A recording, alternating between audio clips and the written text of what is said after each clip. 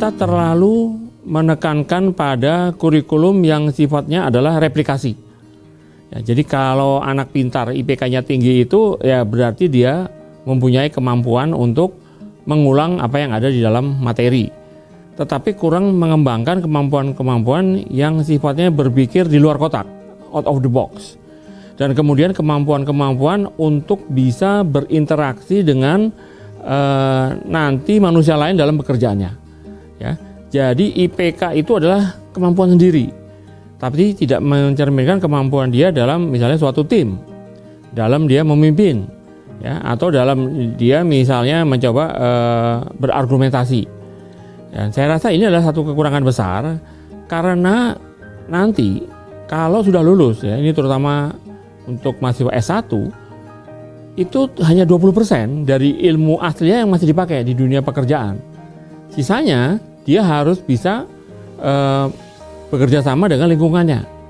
Dan itu akan semakin tinggi lagi kemampuan seperti itu jika nanti dia makin maju karirnya menapak organisasi. Jadi pada tingkat pimpinan semua adalah kemampuan manajerial. Kemampuan teknis itu menjadi latar belakang. Ya.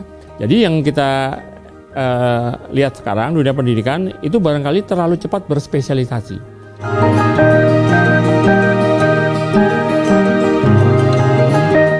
Saya melihatnya bahwa selama ini memang perguruan tinggi terlalu banyak regulasi, overregulated. Jadi Merdeka Belajar ini sebenarnya deregulasi. Karena kita telah menyadari kebutuhan ini, terutama bagi kami-kami yang di PTNBA, itu kira-kira 5 tahun yang lalu, bahwa misalnya saya kasih contoh, ada ide untuk mendirikan program ekonomi digital. Ya. Tapi dengan cara berpikir yang lama, itu yang dilihat adalah linearitas. Ekonomi itu kan ilmu sosial. Sementara digital, komputer itu kan ilmu keteknikan. Ini kan pohon ilmunya lain. Jadi apa alasannya dua pohon ilmu yang berbeda disatukan? Nah, dulu kami dihadapkan pada argumen seperti itu. Sehingga mendirikan program studi baru itu sangat sukar. Jadi ya kami bermain kucing-kucingan. Jadi yang kami lakukan adalah kami membuat satu peminatan. Bahwa misalnya dari program Magister Manajemen di Fakultas Ekonomi, itu bisa mengambil beberapa mata kuliah di Fakultas Ilmu Komputer. Yang sama juga dari Fakultas Ilmu Komputer bisa mengambil beberapa mata kuliah di Magister Manajemen di Fakultas Ekonomi. Ya, tapi itu sama sekali bukan prodi, ya. Karena apa? Karena ada hambatan regulasi. Ya. Nah, sekarang dengan adanya gebrakan tersebut, maka bagi kita bisa lebih spesifik. Kita bisa jadikan program ekonomi digital misalnya. Jadi tidak mungkin, ya, seorang mahasiswa itu hanya misalnya mengerti ekonomi. Nanti dia harus mengerti juga sosial, politik, bahkan juga pengetahuan yang awal mengenai teknologi. Nah, sekarang idenya adalah bagaimana kalau proses ini sudah dimulai pada waktu mereka duduk di perguruan tinggi. Sehingga nanti begitu dia terjun di lapangan kerja, dia sudah terbiasa. Ya. Nah, ini gebrakan ini berarti membuat proses yang terjadi di pasar tenaga kerja sekarang sudah mulai dimulai pada mereka pada saat mereka masih di bangku kuliah.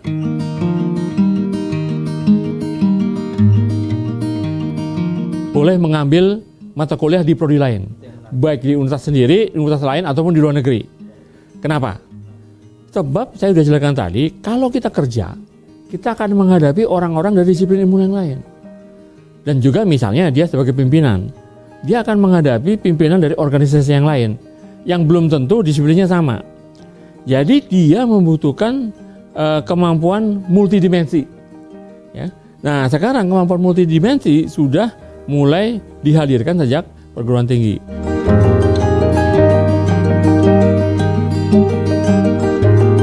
Jadi ini adalah boleh dikatakan suatu gebrakan baru, ya. Dan universitas itu kan cenderung konservatif, ya. Kemudian ada pemangku kepentingan. Kalau di kita itu ada Majelis Wali Amanat, ada Senat Akademik, dan ada Dewan Guru Besar. Yang mungkin pemahamannya itu masih belum ke sana, ya. Sementara dunia sudah berubah. Nah, kita memperkenalkan konsep ini kepada mereka untuk melakukan dialog. Ini dunia sudah seperti ini. Jadi gebrakan yang saya pertama kali lakukan itu adalah perubahan dari mindset. bahwa ini adalah satu konsep yang modern, ya.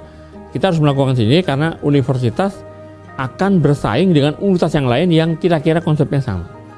Kalau tidak, lulusan-lulusan yang kita hasilkan itu bisa tidak relevan di pasar tenaga kerja atau tidak bisa mendaki karir sampai ke puncak yang tertinggi karena dia terlalu spesialis.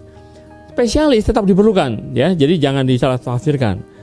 Tetapi spesialis itu memang bekerja pada tempat-tempat tertentu, misalnya kedokteran, farmasi. Tidak semua dari mereka yang belajar di situ akan menjadi ahli di tempatnya yang semula.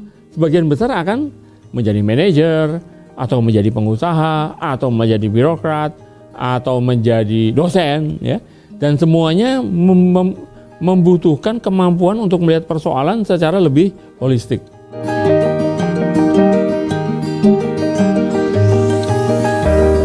Sekarang itu zamannya kolaborasi dengan universitas lain di luar negeri. Ya, jadi misalnya ada ketentuan-ketentuan yang membantu universitas di Indonesia dalam melakukan kerjasama dengan luar negeri, ya, atau memberikan insentif, itu akan sangat bagus. Yang nomor 2 itu adalah semacam pendidikan eksekutif bagi pejabat universitas. Karena tugas sebagai pimpinan universitas berbeda dengan dosen. Pimpinan universitas, pimpinan fakultas melihat semuanya dari kacamata organisasi yang berhadapan dengan organisasi. Jadi dia sebenarnya seperti CEO. Ya. Nah, kemampuan seperti CEO, dia harus melihat kemampuan dari segi yang lebih makro. Dan kemampuan itu mungkin tidak bisa diasah waktu kita jadi dosen.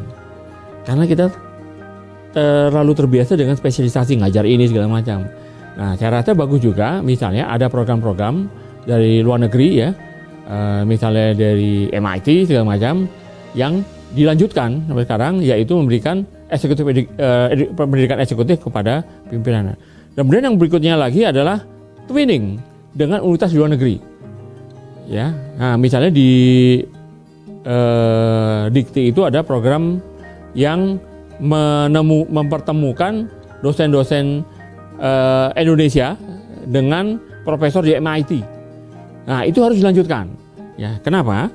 Karena dunia penelitian itu pada dasarnya adalah paguyuban klub. Kalau kita sendiri datang ke MIT itu susah. Tapi kalau ada programnya bahwa ini merupakan suatu matchmaking, ya, itu akan lebih bagus. Itu akan sangat terbantu. Kenapa? Karena paguyuban itu sebenarnya adalah merupakan lingkup budaya sendiri. Dan itu nggak gampang itu.